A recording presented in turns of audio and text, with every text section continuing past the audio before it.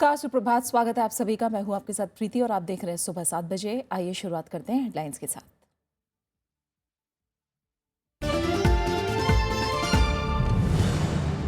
हैदराबाद विश्वविद्यालय के दलित छात्रों ने निलंबन वापसी के फैसले को ठुकराया। जांच समिति आज सौंपेगी रिपोर्ट। फॉरेंसिक जांच के लिए भेजा गया रोहित वेमुला का पत्र। पठानकोट मामले में पाकिस्तान से कार्रवाई की मांग। विदेश मंत्रालय ने कहा आपसी सहमति के बाद होगी सचिव स्तर की वार्ता। एनआईए की छापेमारी जारी।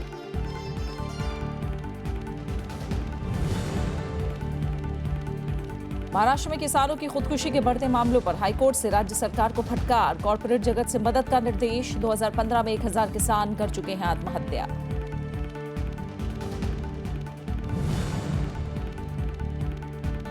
एसोसिएटेड जर्नल्स बनेगी गैर व्यवसायिक कंपनी। विशेष आम सभा में फैसला। नाम बदलने और प्रकाशन फिर शुरू करने को मंजूरी।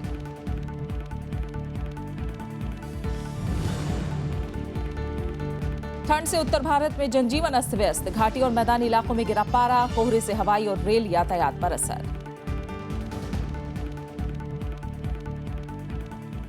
हैदराबाद केंद्रीय विश्वविद्यालय में दलित छात्र की आत्महत्या और छात्रों के निलंबन के खिलाफ आंदोलन जारी है। प्रदर्शनकारी छात्र चारों शोधार्थियों के निलंबन वापस लेने के यूनिवर्सिटी प्रशासन के फैसले से संतुष्ट नहीं है। गुरुवार को उन्होंने कार्यकारी परिषद के फैसले की प्रतियां जलाई। उन लोगों के खिलाफ कार्रवाई और गिरफ्तारी की मांग कर रहे हैं जिनके खिलाफ मामला दर्ज किया गया है। इसके अलावा आंदोलन कर रहे छात्र संगठन और शिक्षकों ने विश्वविद्यालय के वाइस चांसलर की उस मांग को ठुकरा दिया है जिसमें उन्होंने हालात सामान्य बनाने और कक्षाएं और शैक्षिक गतिविधियां फिर शुरू करने में सहयोग की अपील की थी। इस बीच विश्वविद्यालय के फैकल्टी मेंबर ने कल छात्रों के साथ मुलाकात की, लेकिन छात्रों ने उनसे बात करने से इनकार कर दिया। वहीं इस मामले में मानव संसाधन विकास मंत्रालय की तरफ से बनाई गई 2 सदस्यीय समिति आज अपनी रिपोर्ट सौंप सकती है। इसमें छात्र आत्महत्या के मामले में विश्वविद्यालय प्रशासन की भूमिका और आगे ऐसी घटनाओं को रोकने को लेकर अपनी रिपोर्ट देगी। मामले की जांच में जुटी पुलिस ने आत्महत्या के पहले दलित छात्र रोहित वेमुला की लिखी चिट्ठी को फॉरेंसिक जांच के लिए भेज दिया है। हमारा फर्ज भी ये बनता है कि बातचीत जारी करें। इस कोशिश में हम कभी भी रहेंगे। मानते हैं नहीं मानते हैं, इसको हम आज का माहौल में उसका इमोशंस को, उसका फीलिंग्स को हम समझ पाते हैं। हम बहकाने के लिए नहीं आए, बातचीत करने के क्या हल हो सकता है इसके बारे में चर्चा करने के लिए आए। वो आज मूड में नहीं है, फिर शायद दोबारा कोशिश करेंगे।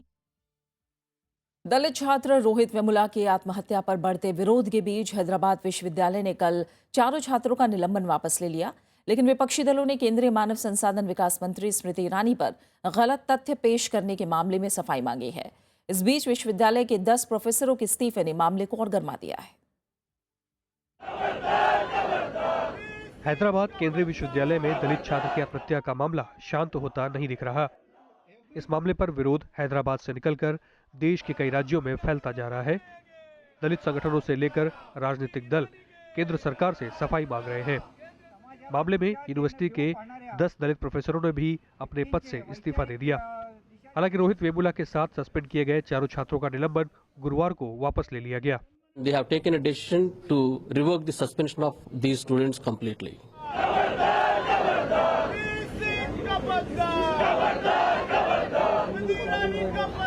लेकिन निलंबन वापसी के फैसले से छात्र संतुष्ट नहीं है।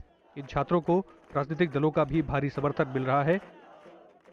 गुरुवार को छात्रों के विरोध के चौथे दिन दिल्ली के मुख्यमंत्री और आम आदमी पार्टी के नेता अरविंद केजरीवाल समेत कई और नेता हैदराबाद यूनिवर्सिटी पहुंचे। कांग्रेस ने भी केंद्रीय मानव संसाधन विकास मंत्री स्मृति ईरानी की ओर से बुधवार को प्रेस कॉन्फ्रेंस करके दी गई सफाई को गुमराह करने वाला बताया। श्रीमती स्मृति ईरानी जो देश की शिक्षा मंत्री हैं, उन्होंने पूरे देश को झूठ बोला, असत्य बोला, बरगलाया और भ्रमित किया।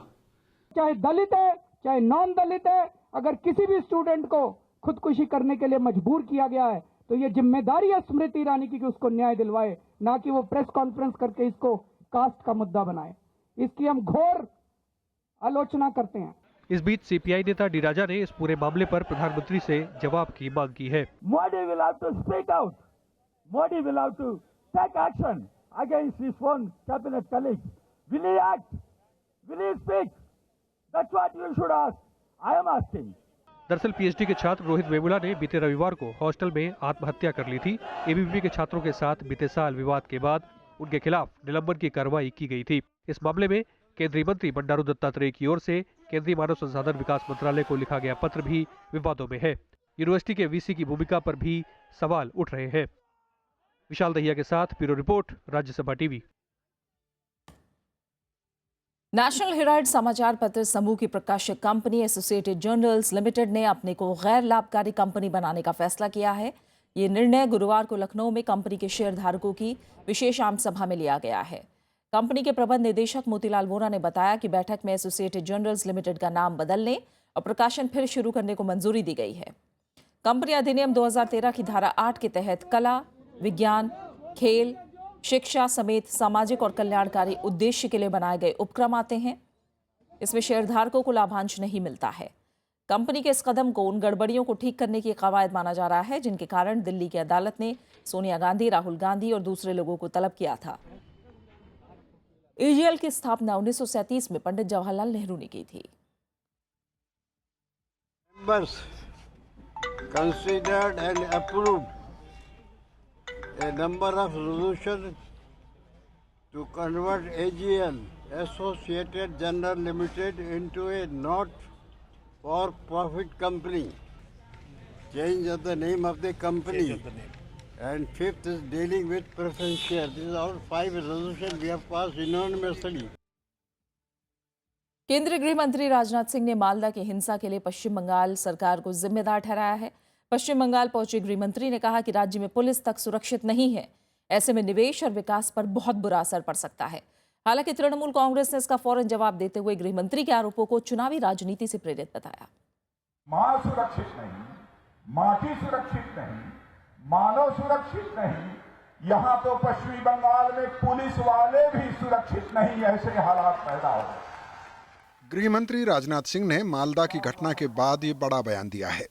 उन्होंने पश्चिम बंगाल के उत्तरी 24 परगना में एक जनसभा के दौरान कहा कि मालदा की घटना के दोषियों को सजा के अंजाम तक पहुंचाया जाएगा। उन्होंने टीएमसी पर तुष्टीकरण की राजनीति करने का आरोप लगाया। मालदा की घटना कोई छोटी घटना नहीं है और मैं पश्चिम बंगाल की टीएमसी सरकार से कहना चाहता हूं, यहाँ के मुख्यमंत्री जी से भी मैं कहना चाहता हूं, इसका पर्दाफाश होना चाहिए। मालदा की जो घटना हुई है इसके लिए कौन जिम्मेदार है, कौन सबसे बड़ा अपराधी है, इसका पर्दाफाश होना चाहिए। 2, 4, 10 लोगों की गिरफ्तारी से ही काम नहीं चलने वाला है।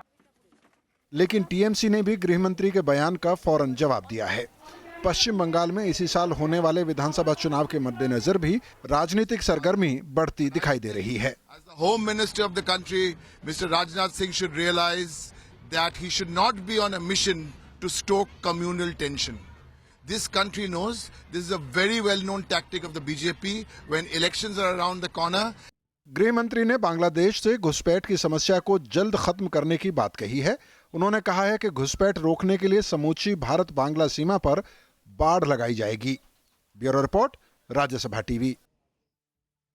गुजरात में पीठासीन अधिकारियों का सम्मेलन शुरू हो गया है। लोकसभा अध्यक्ष सुमित्रा महाजन सम्मेलन का उद्घाटन करेंगी। इस मौके पर आज राज्यसभा के उपसभापति प्रोफेसर पीजे कुरियन भी मौजूद रहेंगे। सम्मेलन में होने वाली चर्चा पर हमारे संवाददाता अरविंद सिंह ने गुजरात विधानसभा के अध्यक्ष गणपत सिंह बासवा से खास बातचीत की। ये सम्मेलन जो है खासतौर पर जो गुजरात में हो रहा है, कौन से ऐसे मुद्दे हैं जो विधायी निकायों के सामने चैलेंजेस क्या हैं जिनको लेकर विचार करेंगे? 2 अति महत्वपूर्ण सब्जेक्ट का चयन किया गया है। एक में तो है कि भाई जो सांसद है, जो हमारे विधायक है, वो लोगों के प्रति उनकी जिम्मेदारी, और दूसरा है उनका गृह में उपस्थित रहना कि भाई क्वेश्चन मार्क आपने किया और उस दिन आप गैर हाजिर रहे तो वो कितना उचित है।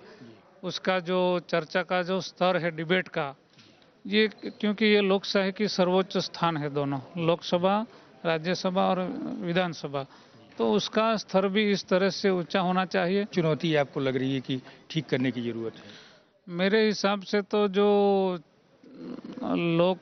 लोगों द्वारा जो सांसद और एमएलए चुने जाते हैं, मेरे हिसाब से उनकी बहुत बड़ी जिम्मेदारी है कि वो लोगों के प्रश्न सांसद या विधानसभा में चर्चा करें और अच्छे ढंग से चर्चा करें, ताकि ये लोकसभा या विधानसभा का समय व्यर्थ ना हो जाए और उनके लोगों का प्रश्न का निकाल भी हो जाए।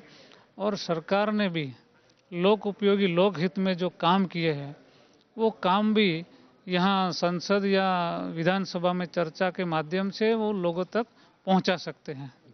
मतलब ये काम अगर करेंगे तो इससे इमेज फिर से बढ़ेगी। जी जी जी, बहुत धन्यवाद sir, Rajya Sabha TV. Thank you thank you. Gandhinagar में गुरुवार को विधायी निकायों के सचिवों का गुरुवार को 56वां सम्मेलन शुरू हुआ। इसमें विधायी निकायों से जुड़े कई अहम मसलों पर चर्चा हुई। इनमें सदस्य सूचना प्रणाली और विधायी समितियों को मजबूत बनाना भी शामिल है। इसके अलावा शोध और पुस्तकालय का स्तर भी ऊंचा उठाने पर चर्चा हुई। लोकसभा के महासचिव अनूप मिश्रा ने सम्मेलन का उद्घाटन करते हुए कई नई महत्वपूर्ण पहलों का जिक्र किया। उन्होंने कहा कि दिल्ली में मार्च में महिला विधायकों का एक राष्ट्रीय सम्मेलन होगा। The conference would deliberate on three broad themes: ushering in a new era of social development, contribution to economic development, and good governance and legislation. Rajya Sabha के महासचिव शमशेर के शरीफ ने भी पिछले साल सदन की कई उपलब्धियों का जिक्र किया। उन्होंने बताया कि पिछले 4 सत्र में अवरोध की वजह से 155 घंटे का समय बर्बाद हुआ था। उन्होंने इसका हल खोजने पर भी जोर दिया है। This is a matter we all need to deliberate in this conference, though I believe that the problem defies an easy solution. The option before us is whether to make our rules more stringent or leave it to the wisdom of the House and the good sense of the presiding officer to deal with the instances of disruption. इससे पहले गुजरात विधानसभा के सचिव TM Patel ने स्वागत भाषण दिया। उन्होंने कहा कि तकनीक की बदौलत विधायी निकायों के कामकाज में तेजी आई है। अरविंद कुमार सिंह, राज्यसभा टीवी, गांधीनगर। प्रधानमंत्री नरेंद्र मोदी आज अपने संसदीय क्षेत्र वाराणसी और राज्य की राजधानी लखनऊ का दौरा करेंगे। प्रधानमंत्री अपने कार्यक्रम की शुरुआत वाराणसी से करेंगे, जहां वो सुपर लग्जरी ट्रेन महामना एक्सप्रेस को हरी झंडी दिखाकर रवाना करेंगे। इसके अलावा वो कई और कार्यक्रमों में हिस्सा लेंगे। प्रधानमंत्री लखनऊ में भीमराव अंबेडकर यूनिवर्सिटी के दीक्षांत समारोह में भी शामिल होंगे। प्रधानमंत्री की यात्रा को देखते हुए वाराणसी और लखनऊ में सुरक्षा के पुख्ता इंतजाम किए गए हैं।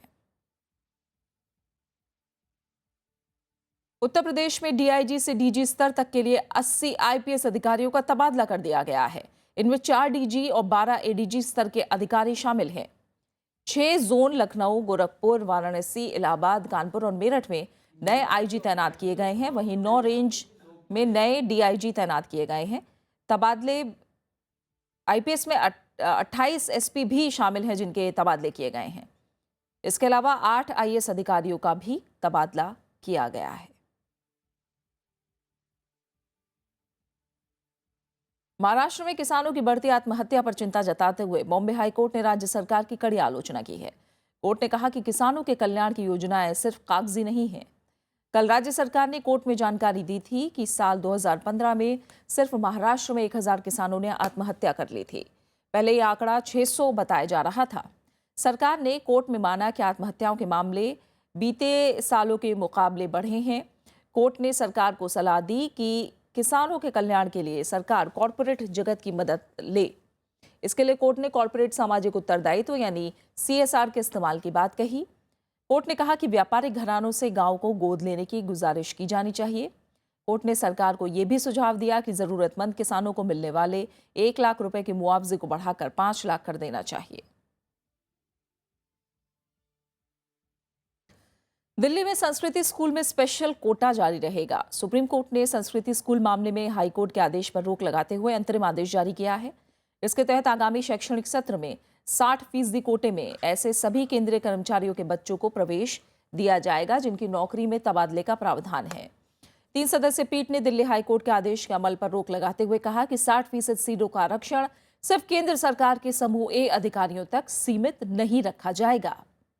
हाईकोर्ट ने संस्कृति स्कूल में समूह ए के अधिकारियों के बच्चों के लिए 60% सीटें आरक्षित रखने की व्यवस्था निरस्त कर दी थी। इस फैसले के खिलाफ केंद्र सरकार और स्कूल मैनेजमेंट ने सुप्रीम कोर्ट में याचिका दायर की थी। इसके साथ ही कोर्ट ने प्रतिवादियों को 6 हफ्ते के भीतर जवाब दाखिल करने को कहा है। अगली सुनवाई 9 अप्रैल को होगी, जिसमें संस्कृति स्कूल और केंद्र को सीटों के वर्गीकरण की योजना स्पष्ट करनी होगी।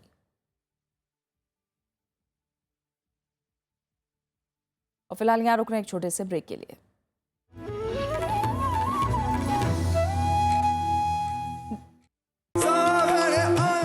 राजस्थानी गीत संगीत, रेगिस्तान की आबो हवा में घुली लोक संगीत की मिठास।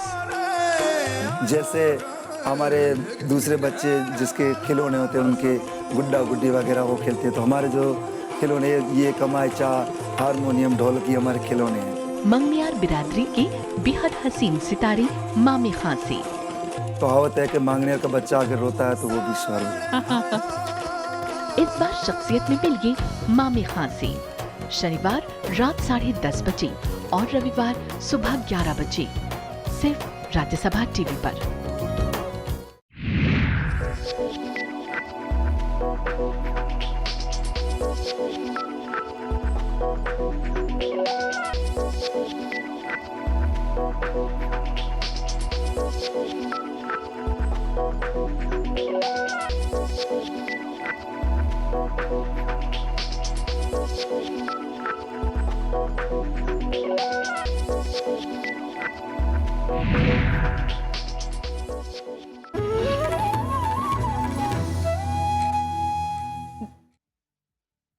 भारत ने उम्मीद जताई है कि पठानकोट आतंकी हमले के मामले में आतंकी साजिश रचने वालों के खिलाफ पाकिस्तान कड़ी कार्रवाई करेगा।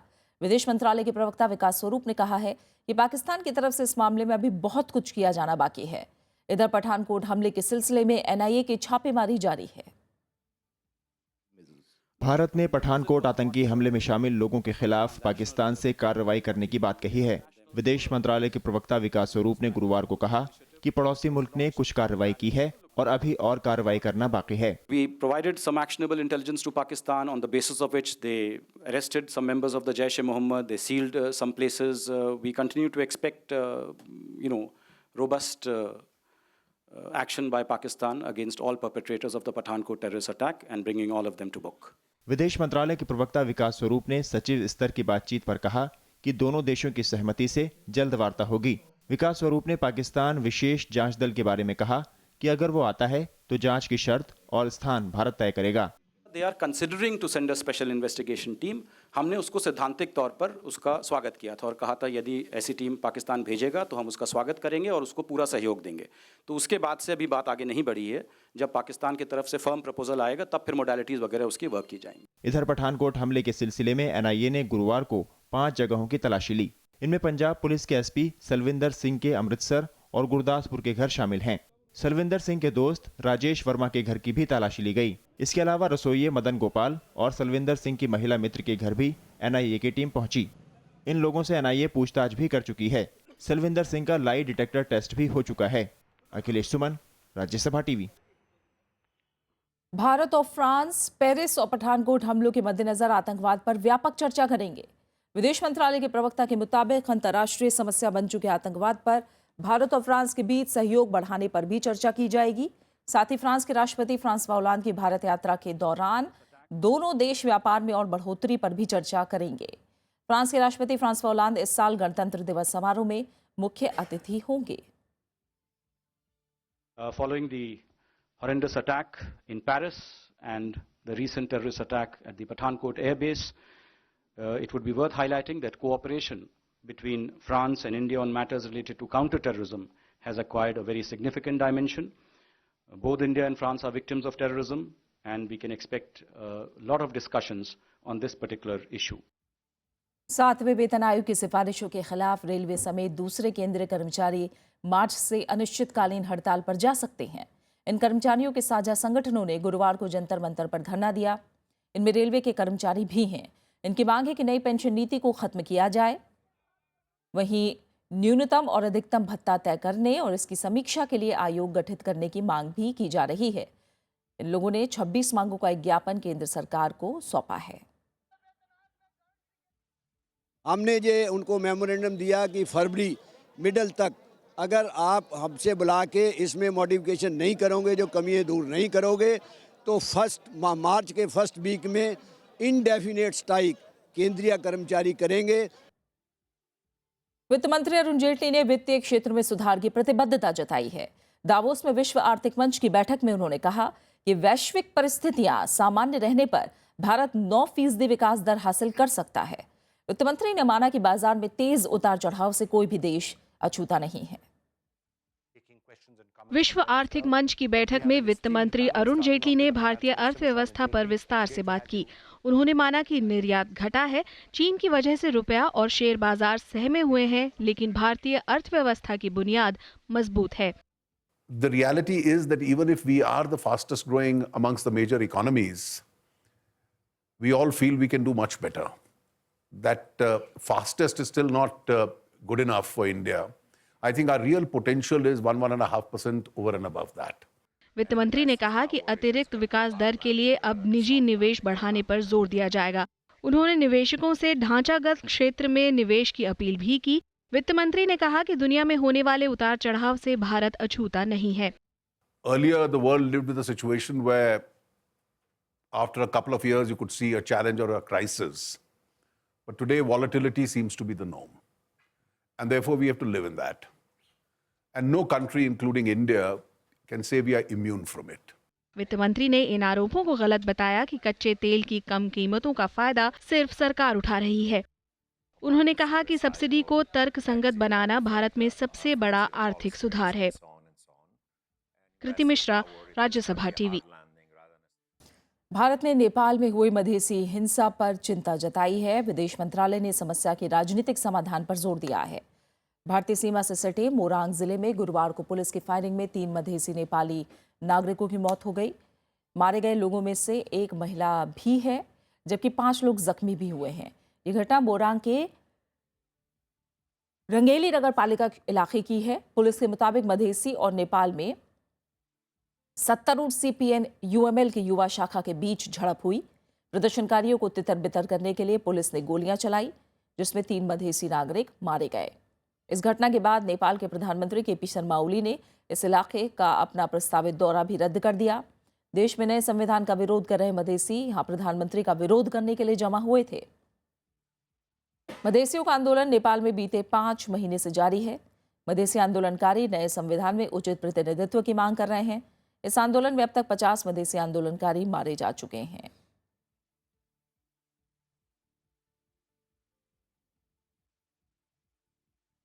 खबर मिस्र से, जहां गिजा में हुए बम धमाके में 9 लोग मारे गए। मरने वालों में 4 पुलिसकर्मी शामिल हैं, जबकि 20 से ज्यादा लोगों के जख्मी होने की खबर है। ये धमाका उस वक्त हुआ जब पुलिस टीम छापेमारी के लिए पहुंची थी। सुरक्षा बलों के मुताबिक इमारत में संदिग्ध आतंकवादियों के छिपे होने की सूचना पर पुलिसकर्मी जैसे ही वहां पहुंचे ये धमाका किया गया। मिस्र में 2011 के बाद से 700 से ज्यादा सुरक्षाकर्मियों की मौत हो चुकी है और 18,000 से ज्यादा सुरक्षाकर्मी जख्मी हुए हैं। बात मौसम की। शीतलहर और कोहरे ने पूरे उत्तर भारत को अपने आगोश में ले लिया है। बीते 1 हफ्ते से पड़ रही कड़ाके की ठंड से जनजीवन पर खासा असर पड़ा है। 50 से ज्यादा ट्रेनें रद्द कर दी गई हैं और कोहरे से उड़ानों पर भी असर पड़ा है। आसमान से गिर रही इस बर्फ ने जमीन पर ठंड बढ़ा दी है। दिल्ली, पंजाब, उत्तर प्रदेश, राजस्थान समेत पूरे उत्तर भारत में सर्द हवाओं ने लोगों को घरों में रहने को मजबूर कर दिया है। इसके अलावा कोहरा भी अपने शबाब पर है। अलाव और चाय की चुस्कियों के बीच ठंड से बचने की कोशिश की जा रही है। बस आग जला जला के आदमी अपना बचाव कर रहा है, बस यही चल रहा है आदमी का। कैसे ठंड है, गलन है, बहुत तेज गलन है, ठंड बहुत ज्यादा है। आंकड़ों पर नजर डालें तो दिल्ली में शुक्रवार को न्यूनतम तापमान 6 डिग्री जबकि अधिकतम 19 डिग्री रहने का अनुमान है। वहीं जम्मू कश्मीर के लेह में सबसे कम तापमान -9.0 डिग्री और अधिकतम तापमान 4 डिग्री सेल्सियस आंका जा रहा है। वहीं जम्मू में न्यूनतम तापमान 6 डिग्री रहने के साथ धुंध की संभावना है। राजस्थान के कई गर्म इलाके भी भीषण ठंड की चपेट में हैं। ठंड का वास्तविकता में यह है कि समय ही ठंड का है और 2-3 दिन से कोहरा बहुत ज़्यादा है, जिसकी वजह से ट्रेनों का आवागमन सभी कुछ प्रॉब्लम में है। मौसम विभाग के मुताबिक आने वाले कुछ दिनों में मौसम में हल्का बदलाव हो सकता है, लेकिन ठंड में कमी के आसार फिलहाल नजर नहीं आ रहे। Bureau report, Rajya Sabha TV. Film निर्देशक, पटकथा लेखक और अभिनेता विजय आनंद का आज जन्मदिन है। जहां अपने निर्देशन में उन्होंने कामयाब फिल्में दी, वहीं अभिनेता के तौर पर बेजोड़ अभिनय से वो दर्शकों के दिल में उतर आए। गाता रहे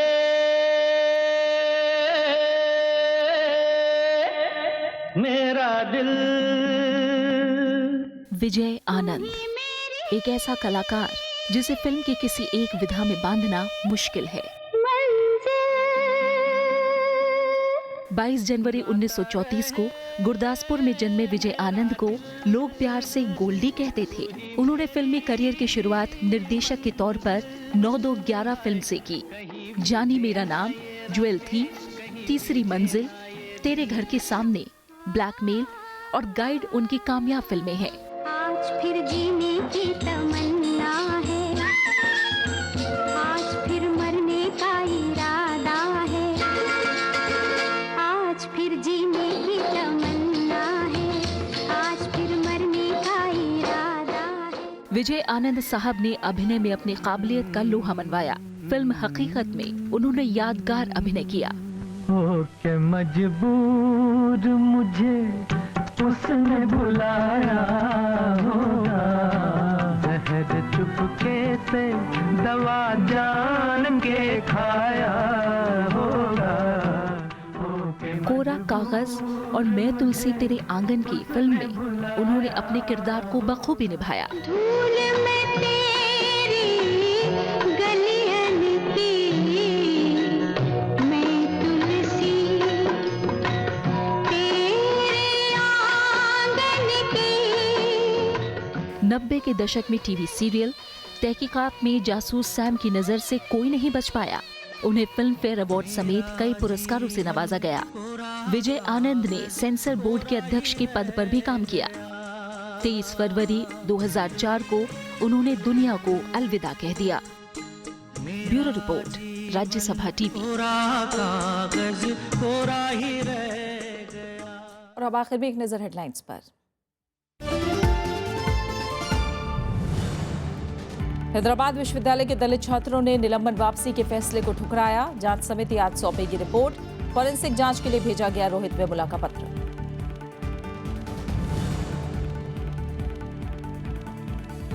पठानकोट मामले में पाकिस्तान से कार्रवाई की मांग। विदेश मंत्रालय ने कहा आपसी सहमति के बाद होगी सचिव स्तर की वार्ता।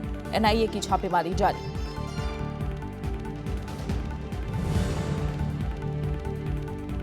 महाराष्ट्र में किसानों की खुदकुशी के बढ़ते मामलों पर हाईकोर्ट ने राज्य सरकार को लगाई फटकार। कॉर्पोरेट जगत से मदद का निर्देश। 2015 में 1000 किसान कर चुके हैं आत्महत्या।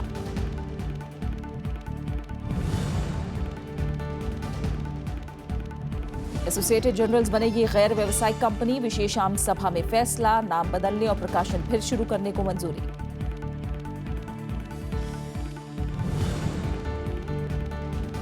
ठंड से उत्तर भारत में जनजीवन अस्त व्यस्त। घाटी और मैदानी इलाकों में गिरा पारा। कोहरे से हवाई और रेल यातायात पर असर।